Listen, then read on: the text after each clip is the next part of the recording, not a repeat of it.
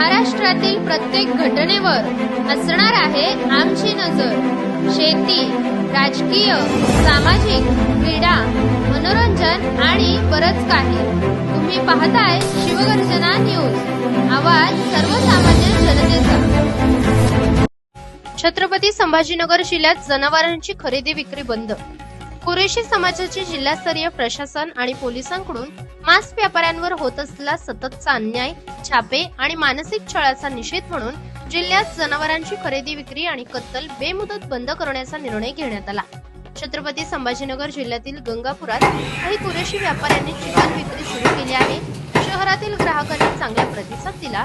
हा निर्णय जिल्ह्यातील प्रत्येक कुरेशी समाजाला बंधनकारक असून यानंतरही कोणी जनावरांची खरेदी व कत्तल केल्यास त्यास पहिल्यांदा 25,000 रुपये, त्यानंतर 50,000 रुपये दंड ठोठावण्यात येईल, असेही यावेळी सर्वानुमते जाहीर करण्यात आले।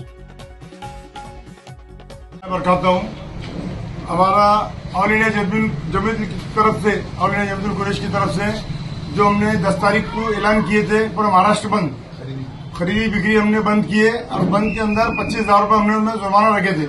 जो भी खरीदी बिक्री के अंदर जाएगा, बाजार के अंदर खरीदी बिक्री करेगा तो उसको 25,000 रुपये फाइन था। अब 25,000 के बजाय उसको क्या कर हमने 50,000 रुपये कर दिए, 50,000 रुपये कर दिए। अब दूसरी बार उन्होंने नेक्स्ट टाइम और गलती किया तो 1 लाख रुपये। ये हमारे ऑल इंडिया जमीयत की तरफ से आज का ऐलान है। आज का तीसरी बार करा तो जवाब।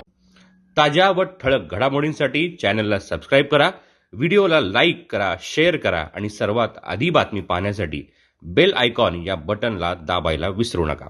धन्यवाद।